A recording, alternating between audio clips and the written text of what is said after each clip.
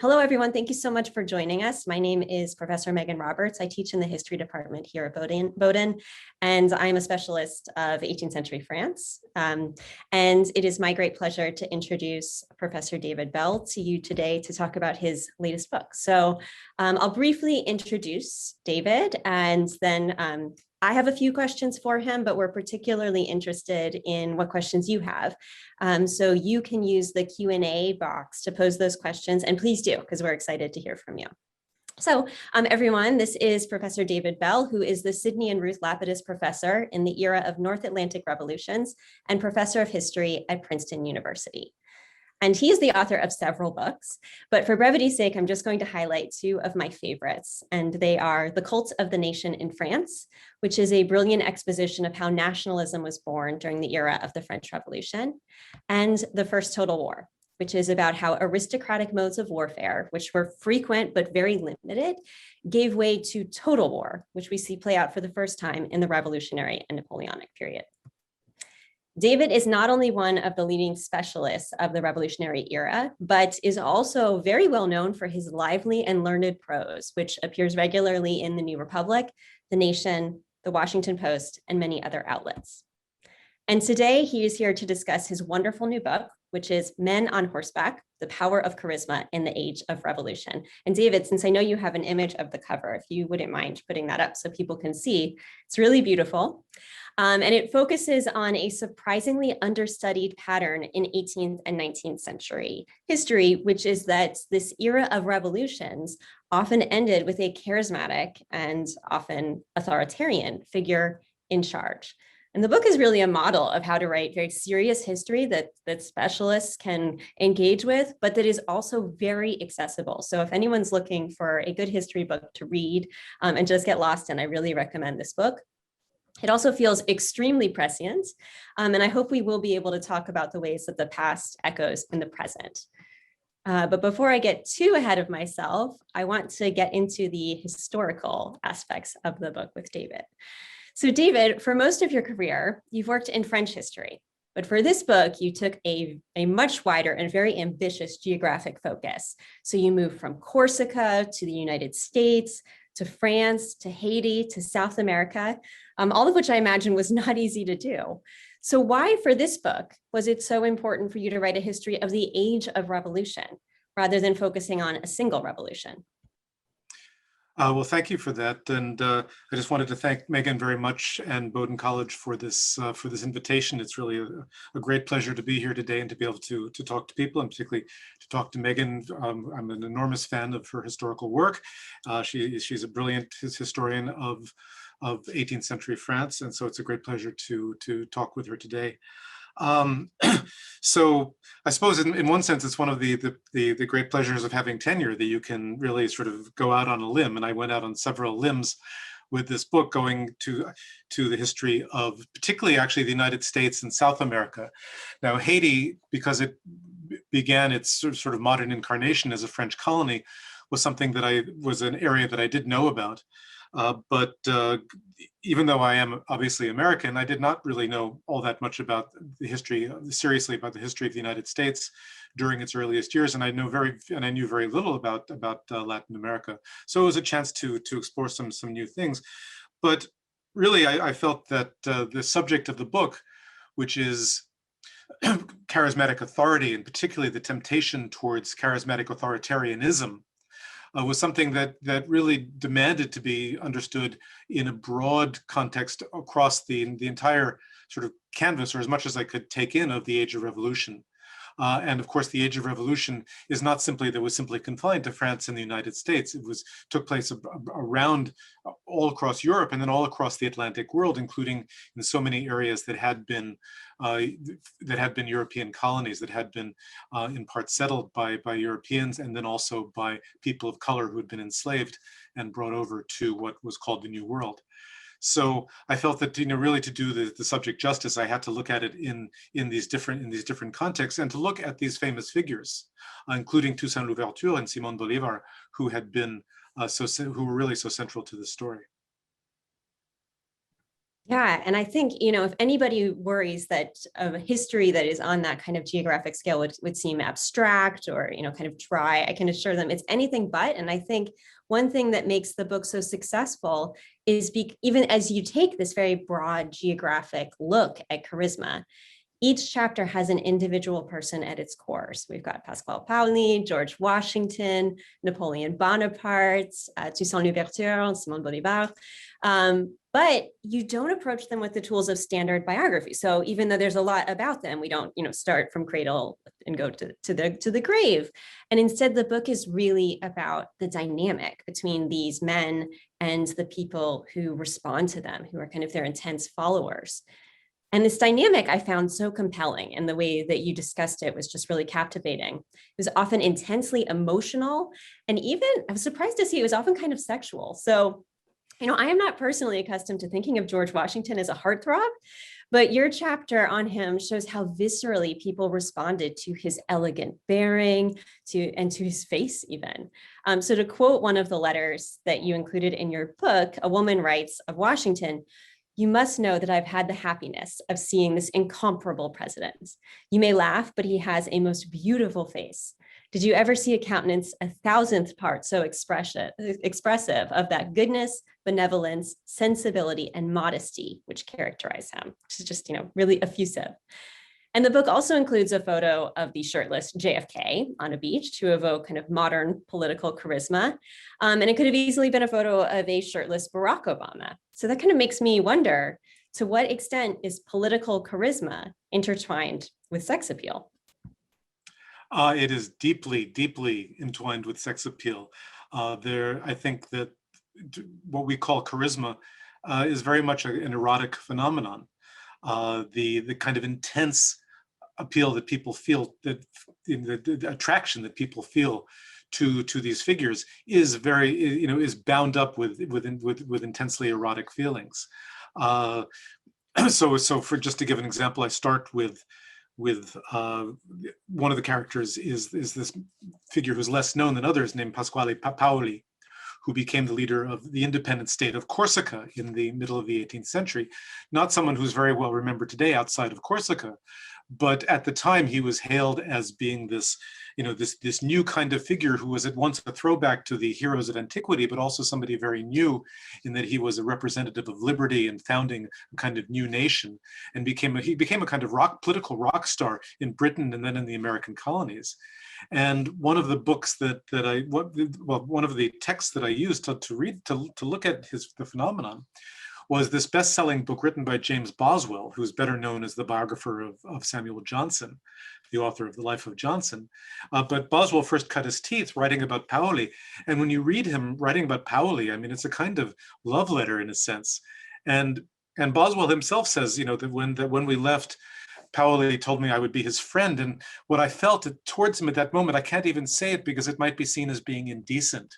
And you can tell that, that there was a kind of homoerotic longing that he felt for Paoli, that it wasn't simply a kind of, admiration, but it was really deeper than that. It involved some of the deepest possible emotional feelings in all of the figures, even including Washington, which is funny in a way, because Washington we often sort of see as this kind of alabaster hero, this figure in marble who is so distant and reserved that how could you possibly feel an erotic attraction to him?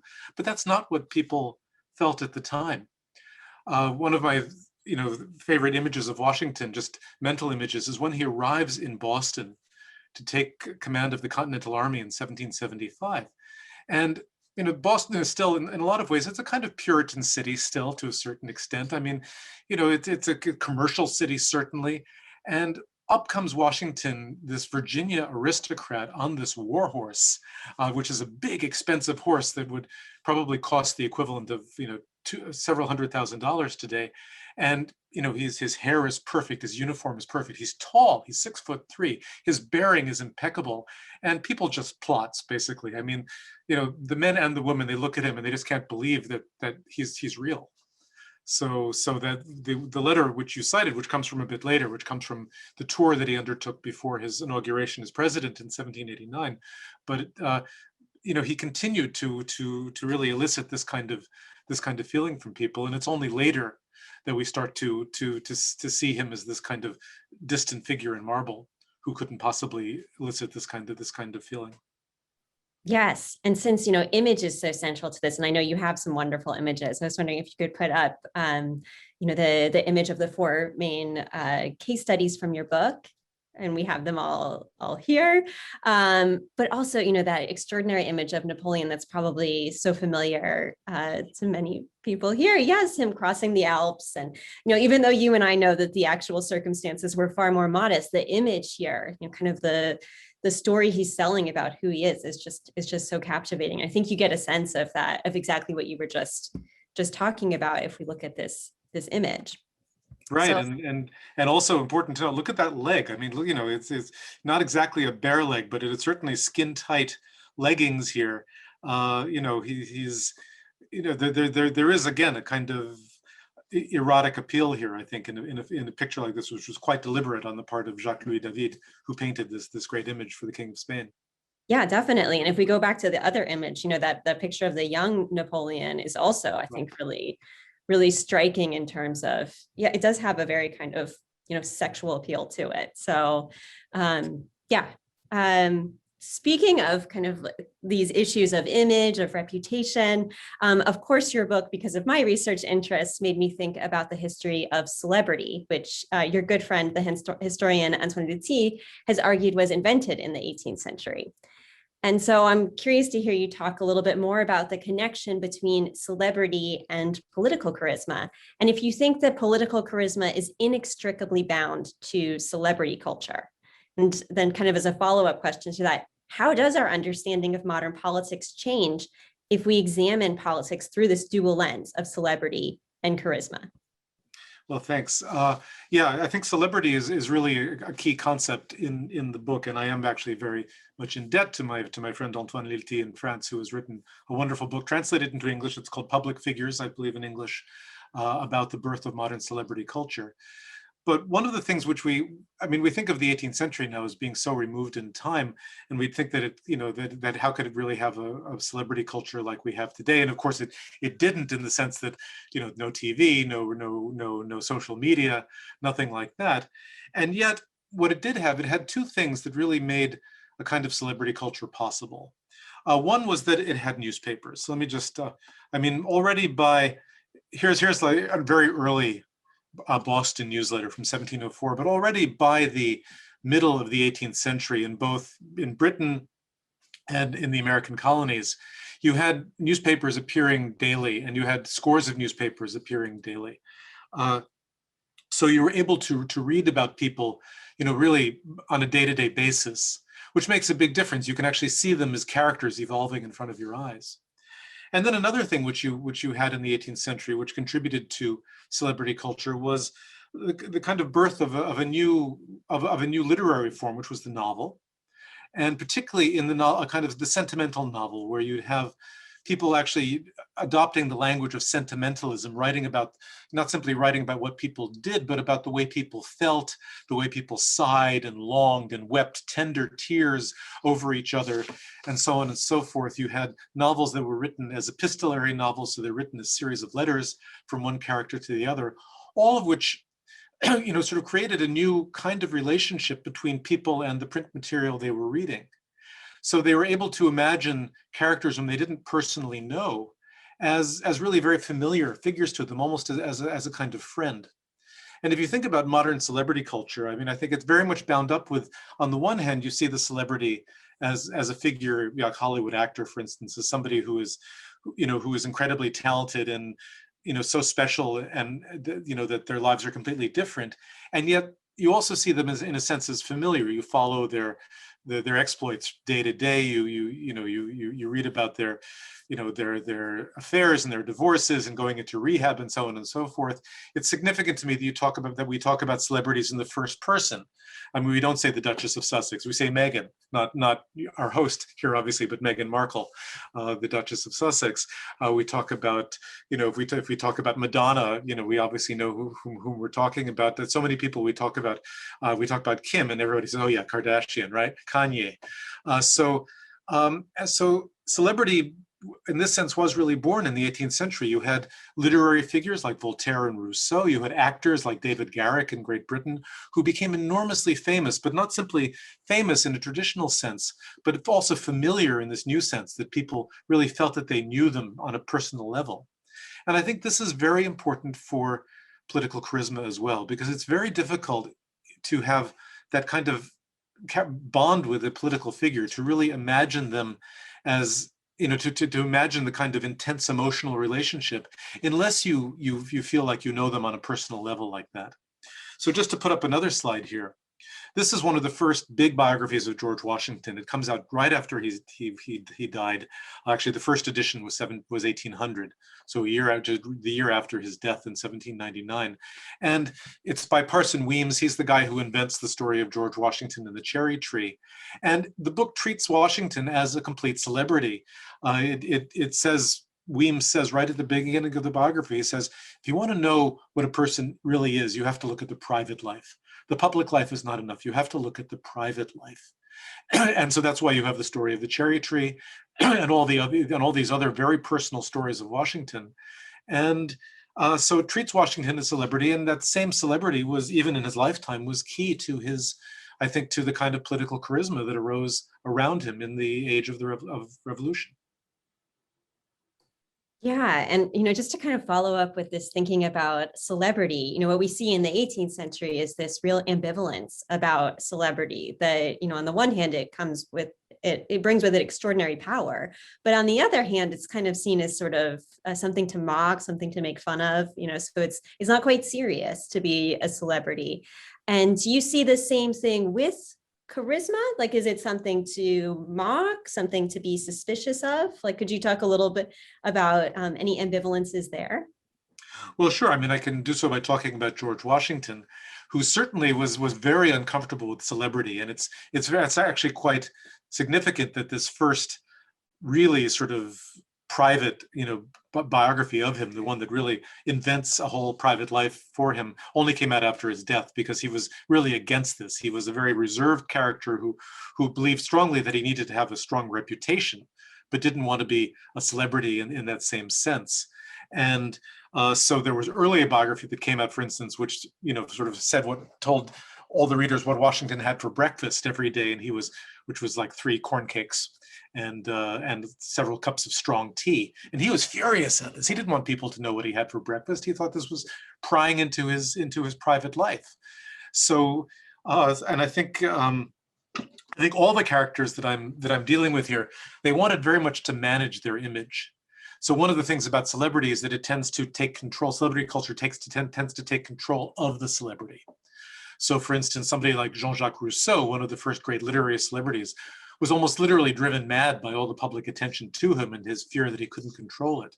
So I think all of the characters that I deal with in the book wanted very much to control their reputations.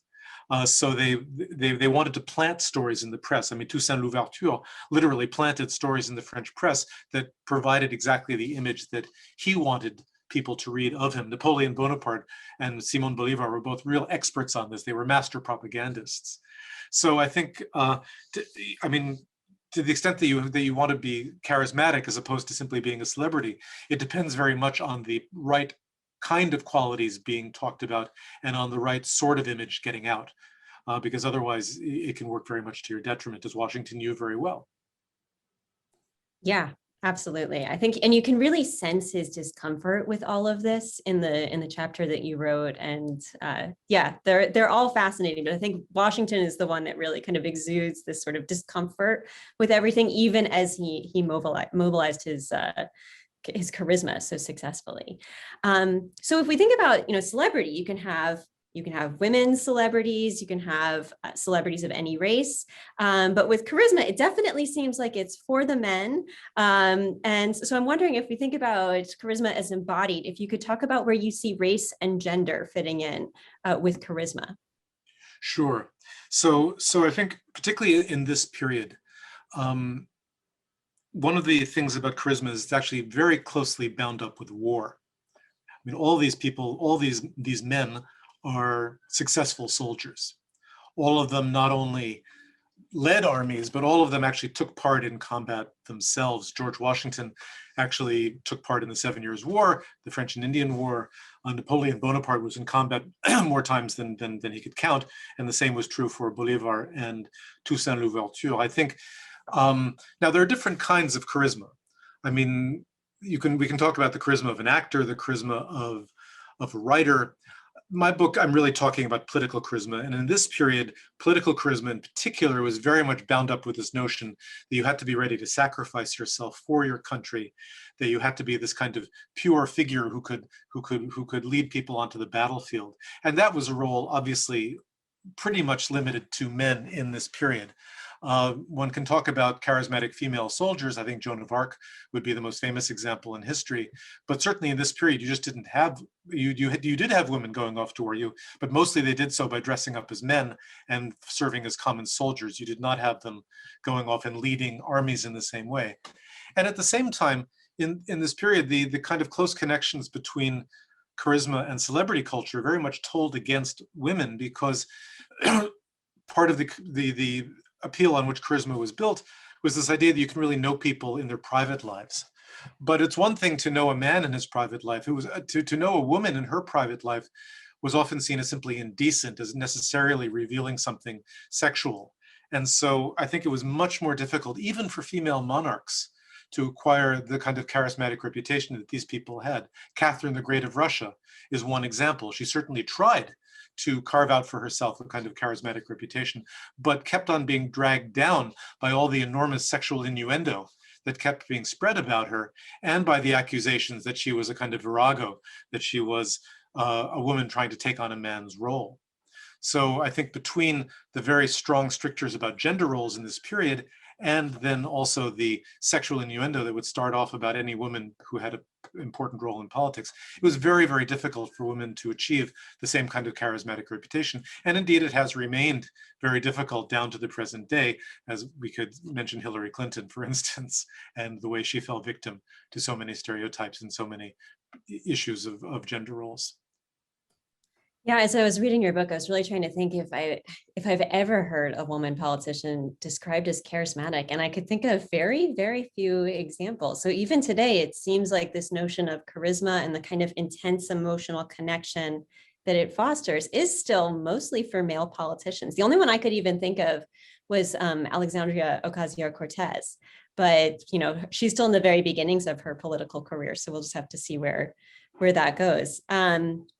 Yeah. Another one I think would be Jacinda Ardern, the Prime Minister of New Zealand. Yes. But what's interesting with her is that she has built up her own charismatic reputation, particularly the brilliant way she handled the pandemic crisis, in a sense by deliberately cultivating a kind of, quote, gendered female role as nurturer, as mother of the country, as taking care of people, and has built a charismatic reputation of that sort, which is actually a kind of charismatic reputation I like a lot more than the kind of military bravado sort.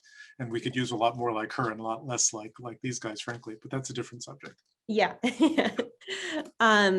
So I wanted to talk just kind of about writing a cultural history of politics in general, because one thing I think your book does so successfully is to connect these many revolutions that are happening at the same time.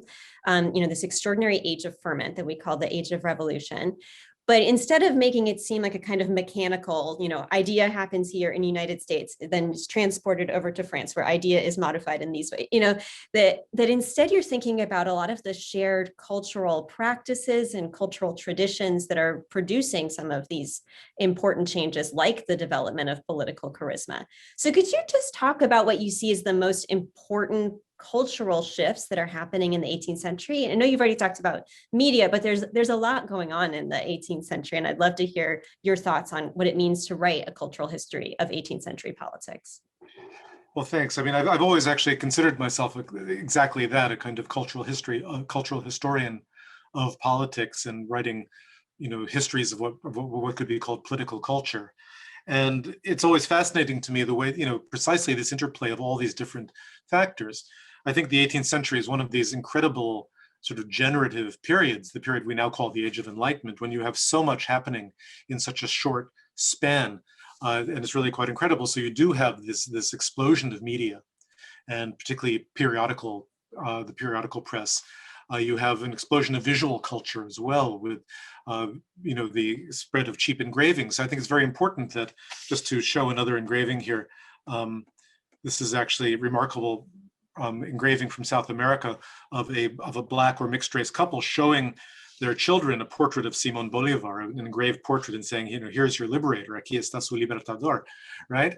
And so you have all of this going on, but then you also have, you have really important political ideas circulating as well. I mean, democratic political ideas. So in the Enlightenment, you have this notion of democratic sovereignty, that as the Declaration of Independence says, that the legitimacy of a government depends on the consent of the governed.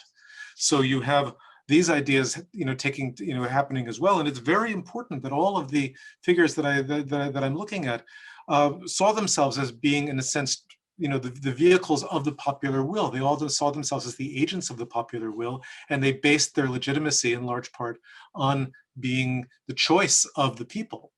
Now, they didn't see, in fact, more than just the choice, really the acclamation of the people, I think, would be more accurate for these figures. They saw themselves as being, supported by the kind of emotional acclamation and unanimous acclamation of the people, rather than simply the consent of the majority. I think that's one of the things that separates this kind of charismatic rule from just ordinary democratic constitutional rule. But these ideas as well were circulating in the 18th century.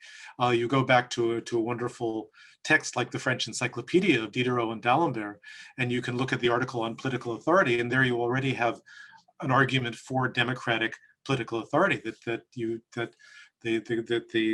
government, the legitimacy of the government depends on the consent of the governed. So what's fascinating to me is the way that, in a sense, what we think of as traditional democratic ideas like that work in tandem with these cultural changes. And they both playing against each other, reinforcing each other, sometimes contradicting each other, and so on and so forth. It's complicated, but it's also endlessly fascinating. Yeah, I would definitely agree. And I mean, that's what makes the 18th century so fascinating for me, is, the ways in which it feels both so familiar and so foreign at the same time. It's just kind of endlessly interesting to think about. So I have one more prepared question for you, although lots that I would love to discuss. So if people who are in attendance would use the Q&A to pose questions, we would really love to hear from you. And I know David has so many more great stories to share from the book, but just to share my final question, historians, we tend to agree on two basic points. The first is that history never repeats. So, we tend to really be quite adamant about that. And yet we also feel strongly, I think, that studying history helps us better understand the present. So could you talk about how you see your book helping us understand our contemporary world, what connections you see between the past and present, and just as importantly, what differences you would stress? Well, there's a quote which is attributed, it's probably one of these apocryphal quotes, but it's attributed to Mark Twain, I think, where he says, history never repeats itself, but it rhymes, right? And I think that's very true. History never repeats itself exactly. When somebody says, "Oh, America is the new Rome and it's going to fall the way Rome did," or something like that, well, that's sort of silly. But there are patterns, and there are very long, enduring patterns. And I think the notion of charismatic authority in democratic societies is one of those long-lasting patterns. So what I see, what I tried to argue in the book is that the kind of charisma that all four of these characters really possessed and were seen as possessing at the time is a double-edged sword. On the one hand, it was actually very useful for these new regimes, these new democratic regimes, to have figures like this, because it was actually very strange for people to go from living under monarchies and living under empires to living under constitutional governments with sets where they were supposed to be governed by the law and by sets of rules, rather than by people, rather than simply by human beings who in some way incarnated the will of God or the long-lasting traditions of the nation or something like that.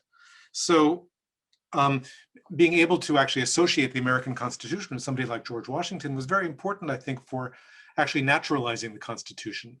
I think it's been argued, I think quite rightly, that if Washington hadn't been there and ready to step up and be the first president, that in fact the Constitution would never have been ratified because people wouldn't have trusted it.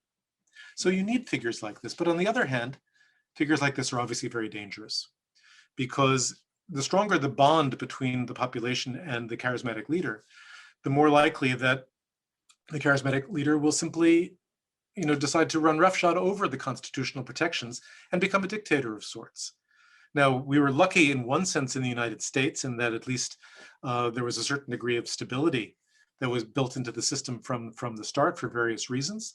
And so, although George Washington could very easily have become a dictator and was often written about by his detractors as a dictator, he never actually really took that step. But these other three all did. Napoleon became a dictator and then Emperor of France. Bolivar formally took the title of dictador, dictator. Toussaint Louverture, it's a little more complicated, but he certainly was but he took very authoritarian powers at various times. So it's a double-edged sword, that has been from the Age of Revolution right down to the present. And what we saw in the United States over the past 4 years with a figure who was seen as very charismatic by his own base in the Republican Party. And we saw what could happen there on January 6th, when there were a bunch of people who were ready to, effectively try to overthrow the American government because of their loyalty to this one figure. So we see that there are plenty of, that there are patterns that were set at this period in history which still endure to this day. And I think the more we understand about this, and the more we understand that this is not simply a kind of, this was not a one-off that we saw in the United States between 2016 and 2020. It was not simply an aberration, but it's actually a kind of built-in feature. It wasn't a bug, but it's actually a feature of the system, and one we constantly have to be on guard against. So that's how I would respond, a little long-windedly, and I'm sorry to your question. No, I think that was great though. And, I agree that, seeing Donald Trump through this angle does clarify a lot of things, because there was so much discussion of, fact checking him, and if it was going to bother his supporters to, he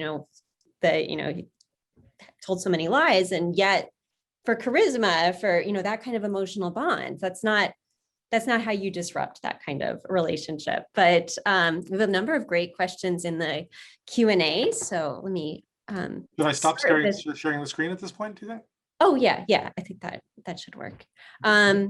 So Gail Kendrick wants to know if it's known where this idea of democratic rule first originated. Forms of democracy go all the way back to ancient Greece. Very different forms in a lot of ways from the present.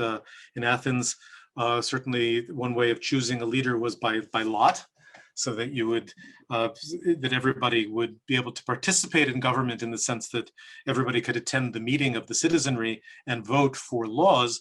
But in terms of who would actually be the leaders, you would actually choose them by randomly. Sometimes I think that would actually work fairly well in the United States. Maybe not. Who knows?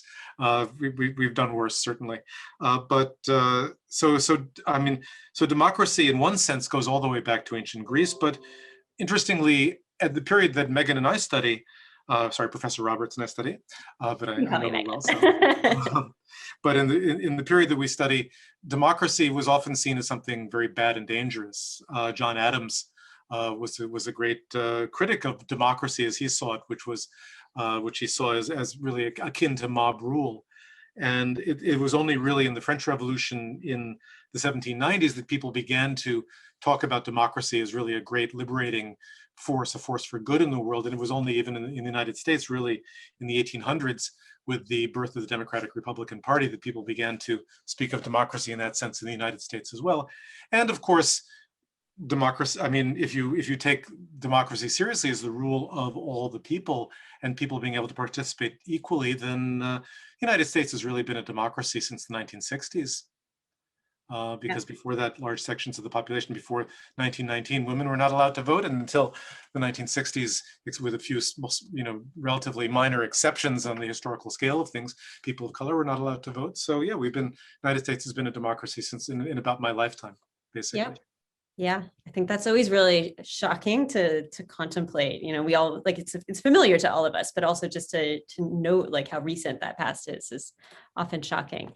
So Stuart Pattinson says, it seems that much of the dynamic of political charisma is that of creating a heroic image, which is followed by a sabotage of that image through historical revisionism, and suggests JFK is a particularly good example of that.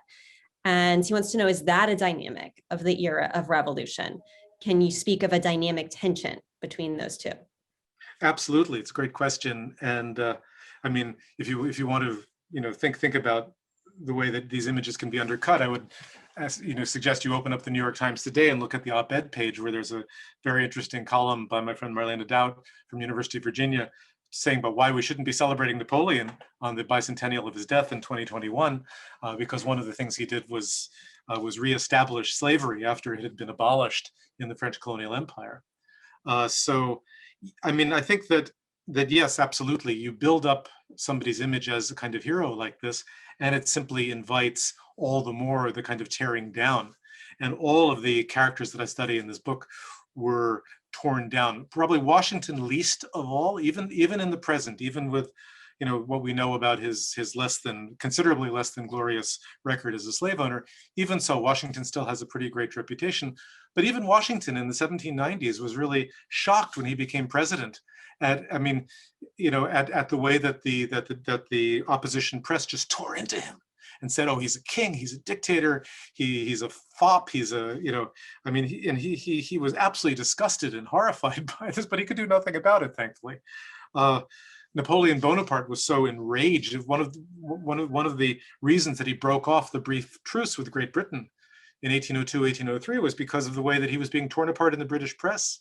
He was being called bony, which he didn't appreciate once they told him what it meant, os in French, literally like a bone.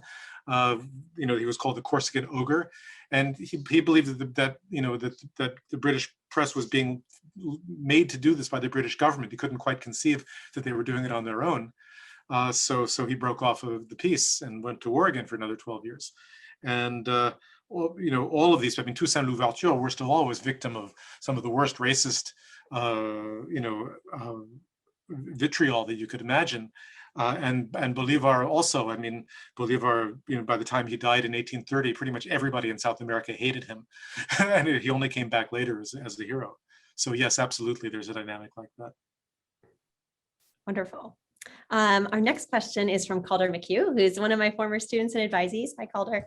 And he wants to know, how much is charisma invented by these historical figures who find it important for their authority?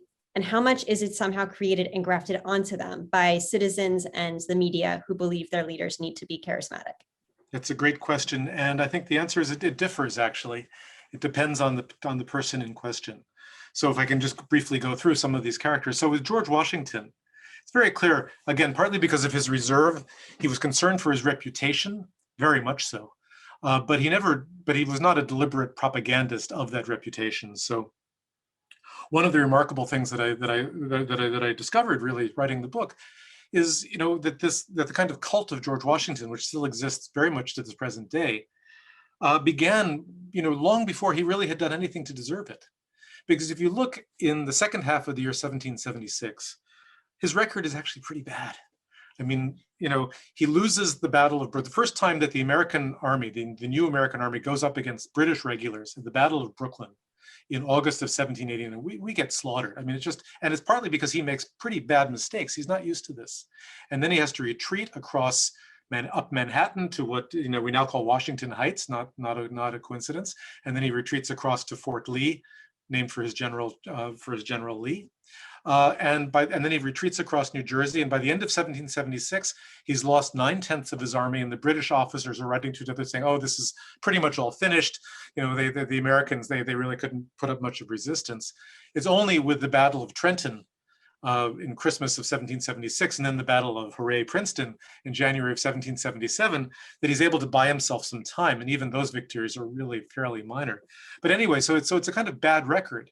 And all through this period, there's this just enormous flood of enthusiastic praise for Washington in the newspapers. Could not find a single line of criticism of him, despite all these disasters, despite the fact that his own subordinates are criticizing him and saying, "This guy's got to go." But nobody's saying this in the press. And I think it was because Americans needed a figure like this. They were so, it was such obviously an anxiety-provoking thing to revolt against the mother country, to risk people's lives and livelihoods in this rebellion. And they needed a figure like this that they could trust and attach themselves to and place their confidence in. And he certainly looked the part, as I said, he really looked the part. And so they just invested in him like that. And that's very different from Napoleon Bonaparte. Because if ever there was a guy who really knew how to manage his reputation and to manage the propaganda, it was Napoleon Bonaparte. I mean, from the very beginning of his, of his public career, when he's appointed, the general in charge of the army of Italy in 1796, and he goes off to Italy for the French Revolution, and he wins these extraordinary victories. And from the beginning, he's making damn sure that everybody knows about these victories. He's sending all his bulletins back to France. And when they don't do well enough, he actually founds his own newspapers published in France just to report on him. One of them is actually called Journal of Bonaparte and Virtuous Men. And he has all these engravings that he makes sure are done of him. They all look very heroic. They all look, he makes sure that stories of his heroism go back. So one of the paintings that I showed is Napoleon at the Battle of Arcolay, where he supposedly ran out onto the bridge carrying a French flag, telling his men to follow him, and they did under heavy fire. He never actually got onto the bridge. That's all made up. There's another one of his generals who went onto the bridge. But in the story that got back to France, Napoleon himself goes onto the bridge holding the flag, looking back. And so when he became leader of France, then emperor, this all just ratcheted up exponentially. And Simon Bolivar as well did this. I mean, he learned from Bonaparte, and so did Toussaint Louverture, who managed the articles that appeared about him in the French press, who made sure in Saint-Domingue, Haiti, that he would be treated almost as a kind of monarch. And so, yes, I mean, I think in many cases it does very much depend, but again, it depends on the individual case. Yeah, I loved the line in the book when you talked about how Napoleon spent almost as long celebrating his victories as he did winning them, which is just Absolutely. perfect. That's exactly Napoleon. And it's striking how much this whole managing your reputation, planting stories, et cetera, really comes out of the world of celebrity, right? So the actor David Garrick is famous for planting puff pieces in newspapers about himself. So it's really interesting to see the connections between those two. We have a question from Henry Bredar, who's also another one of my former students. Hi, Henry.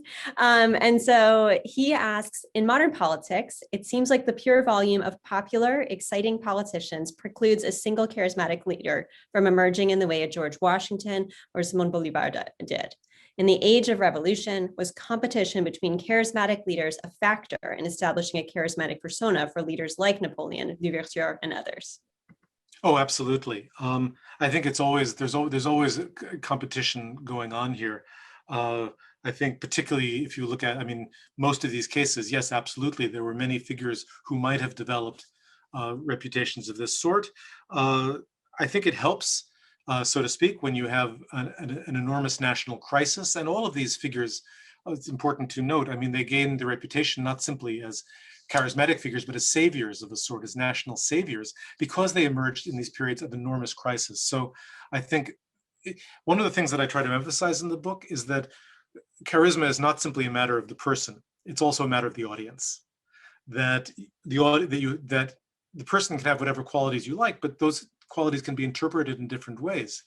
To talk, for instance, of the man whom Joe Biden refers to as the former guy, he has certain qualities that made him look intensely charismatic for his followers, and that for people who did not like him, like I suspect many of the people here on this call today, or most or all perhaps, those same qualities made him look anything but charismatic.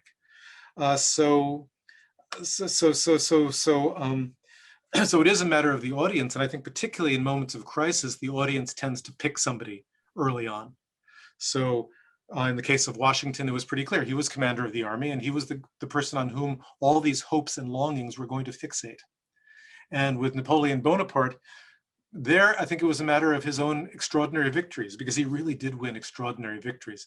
I mean, yes, as you know, I wrote the line that Professor Roberts just quoted about how he spent just as long celebrating his victories, but the victories were there and they mattered and they were incredible. I mean, he was probably the greatest military commander Europe has ever seen. And so it was because of that that French hopes and longings fixed on him, as opposed to General Moreau or General Hoche or Joubert or any of the others they just weren't as good as he was. In Bolivar's case, again, he won victories. He was also a member of the kind of high aristocracy of Venezuela. In Louverture's case, he was by far the most canny of the figures who emerged during the Haitian Revolution, and the one who was actually able to deal the best with the French, who were still in control, or at least partially in control of the island, and they trusted him more, so they picked him as, and they sort of, fixated on him as the charismatic figure they wanted to promote as leader of the Haitian Revolution. Also, this is something I didn't actually respond to when Professor Roberts asked me earlier about race, but Toussaint Louverture was the figure whom his white sponsors saw as sort of most favorable to the white population of the colony, and also many of them would describe him as a white man in a black skin, which was their way of saying he wasn't really black and that he had the qualities they associated with themselves. So a very racist way of looking at him and at the entire situation, but one that was certainly supported by the fact that he was in fact far more indulgent towards the white population than most of his competitors. Yeah, that's all fascinating. So while we wait to see if there are more questions in the Q&A, I want to talk about the kind of contemporary relevance of these figures. You mentioned it's the bicentennial of Napoleon's death, and so it's the year of Napoleon in France. Washington has this seemingly, it is his reputation in the United States just seems impenetrable. You mentioned that Hugo Chavez was responsible for digitizing huge quantities of Bolivar's texts. So I'm just curious about kind of where these figures are today, and if you could talk about that. Sure. I mean, I think, all of these figures are now very controversial, interestingly. Washington, because of course he comes out of he's a slave owner. He pursues his runaway slaves with real viciousness. It's quite clear that he's famous for his false teeth, but the teeth were not wood; they were actually human teeth that were, in some cases, taken from his slaves. Very unpleasant to think about this. Bonaparte reestablished slavery in the French colonies. He also slaughtered endless numbers of people in Europe through his wars. Bolivar took on dictatorial powers. He promised to abolish slavery in Venezuela and never did. Toussaint Louverture, for that matter, never, for one thing, he's very controversial in Haiti to this day in some ways, because he never renounced French rule.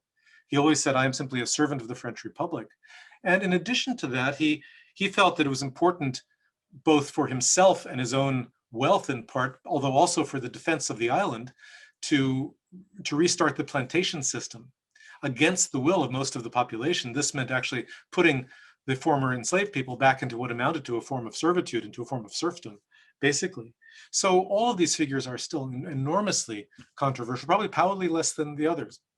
But again, he's not as well remembered. But I think it's also because we live in, I think, over the past half century, there's been a real change in the way that most nations relate to their great historical figures. I think we are we're in a more kind of post-nationalist, post-jingoistic age, at least I would hope. I'm probably one of the last people to grow up in Boston with a good old-fashioned patriotic education, where I learned about evil King George and the brave patriots and good old Johnny Tremaine. Oh wait, he was fictional. And the Boston Massacre was this horrible massacre by these awful redcoats. And that kind of education for better, mostly, occasionally for worse, but mostly for better, is no longer with us. We tend to try to be a little more honest about these historical figures, and no longer to see them as these kind of demigods. And I think all of them had enormous feet of clay. I think it's partly because they lived in a different time from us. Yes, we can say that. They were all, slaves, but at the same time, it's not like there was one set of standards for the 18th century and another set of standards for the present. Lots of people condemned slavery in the 18th century. It's not like everybody took it for granted as a good thing in the 18th century. Not everybody thought that endless war was a good thing in the 18th century, and lots of people condemned Bonaparte for that. But certainly the countries that came out of these revolutions felt the need for, even after they had died, to remember them and to honor them.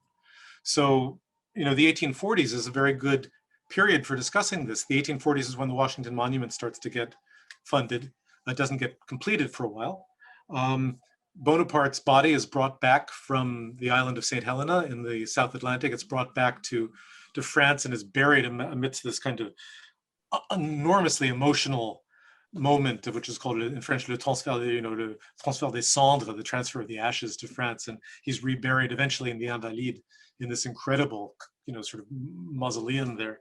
And at exactly the same time, Simon Bolivar is brought back from where he had died in Colombia to Venezuela, and eventually is buried in the national pantheon there, and Louverture, once Haiti becomes independent, is partially rehabilitated, indeed often more than partially rehabilitated, because we need ancestors to worship, in a sense. But I think today, particularly, we live in this different historical moment when we're ready to say, look, I mean, the standards by which these people lived are not our standards. They weren't really good standards. They were condemned at the time, and we should be ready to, my own feeling, we should appreciate what they did, which in Washington's case, he did do quite a lot that was actually quite good. Did a lot that we can be very critical of, but we should weigh the things against each other, and we should try to judge honestly and impartially. With Bonaparte, his record doesn't look very good, actually. I know. Yeah, but I really recommend, if people are interested, that you kind of track the coverage of the year of Napoleon in France, because he does have such a complicated relationship still. In his reputation in France is so complex.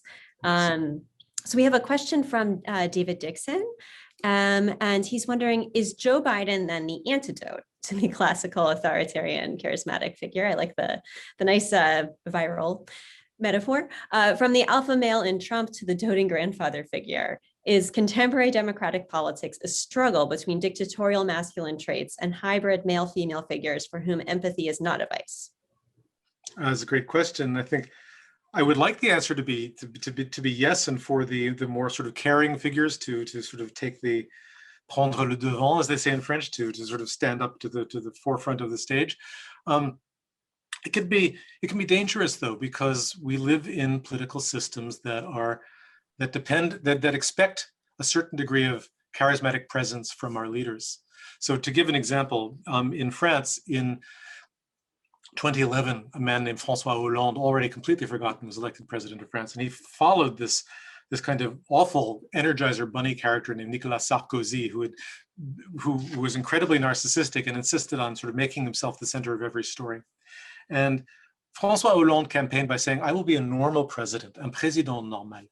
And it very quickly got him into really big trouble. He was completely uncharismatic. His nickname in France was Flamby, which is named for a kind of white flabby pudding, basically, kind of dessert pudding. And very quickly, he completely lost any authority that he had. And he became sort of ridiculed. He couldn't get anything passed. And his approval ratings were really pretty impressively bad. I mean, he was down at one point to 6% favorable approval, which is really hard, because that's really, I mean, a lot of people will sort of automatically say they approve of the president. So that was really impressive. I mean, and I'm worried that Biden could, I mean, I think Biden has been doing very well so far, and he's been doing very well in part because he's been able to actually deliver on the major issue, which is getting the pandemic under control and getting vaccinations out to people. But if he's campaigning as being a normal president, one who does not, I mean, for me, it's obviously such a relief to look at the news every day and not to have to say, okay, what did the president do today? Oh my God, to actually realize, well, today the president didn't do anything that he felt like boasting about, like, hey, yay, right? But that said, the fact is that you sort of need to be out there, in a sense, in order to be able to keep people engaged with you and behind you and supporting you. And so I think, that this may be a double-edged sword for Joe Biden. It's working well for him now. He's being grandfatherly, doting, competent, but he's not out there. He's not in the news most days. It's actually quite remarkable. It's this kind of absence that you only notice when you think about it. Like, where's the president? Like, what? But he's not there. But I think he's going to have to be there. Yeah, it's an interesting case study of what might happen with a totally different vision of political leadership. So we have one final question before we have to wrap up. It's from Alan Christenfeld, who asks, what's the difference between the charismatic leader like Obama or Lincoln of a democracy and the charismatic leader like Caesar or Putin of a totalitarian state? Well, sometimes not as much as we might think, right? Because I think the charismatic relationship is often based on this same basic kind of subconscious or emotional appeal, between people and this figure. There's a kind of trust that is built up between, the individual follower, the member of the public, and the charismatic figure that, as I said before, as we were both saying, there's a kind of element of erotic longing to it, of sort of absolute trust, of submission in a sense to the figure. I think that with, and a lot of it depends on the figure, the figures themselves. In the case of somebody like Lincoln or Obama or Washington, for that matter, there was clearly always going to be a respect for the law, respect for the Constitution. Less in Lincoln's case, of course, because he suspended habeas corpus and ruled with a quite hard hand. But he was never not going to run for re-election.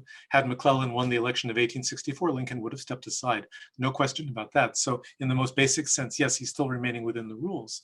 And there is a sense there too, I think, of that there is clearly a difference with the way that the members of the public will still ultimately be thinking of these people, because with a dictatorial figure, you're really submitting entirely, and you're letting this person take charge entirely.